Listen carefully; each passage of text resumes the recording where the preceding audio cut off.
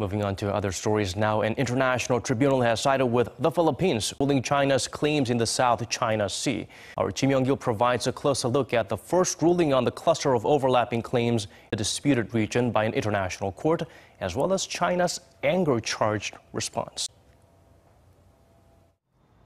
The Permanent Court of Arbitration based in The Hague ruled in favor of the Philippines and concluded that China has no legal basis to claim historic rights to resources within the South China Sea. The Philippines welcomed the landmark decision. The Philippines strongly affirms its respect for this milestone decision as an important contribution to ongoing efforts in addressing disputes in the South China Sea.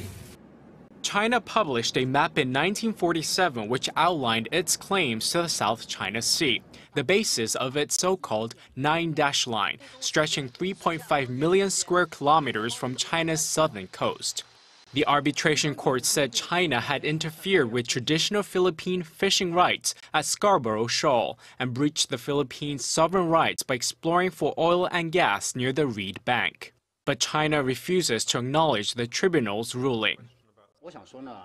I should say the so-called arbitral tribunal was based on the illegal action and claim of the Philippines from the very onset, so its very existence is not legitimate.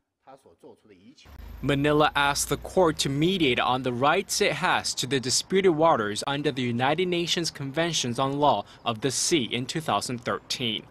Experts said the ruling will have deep implications. This is an absolutely huge decision. It doesn't come as a complete surprise, but to have the International Court rule on the illegitimacy of the nine-dotted line is a huge development. Although the International Tribunal ruled in favor of the Philippines, the court has no mechanism to enforce the decision, be it through military action or economic sanctions.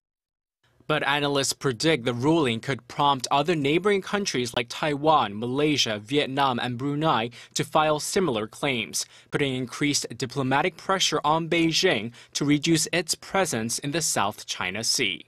Kim Young-gil, Arirang News.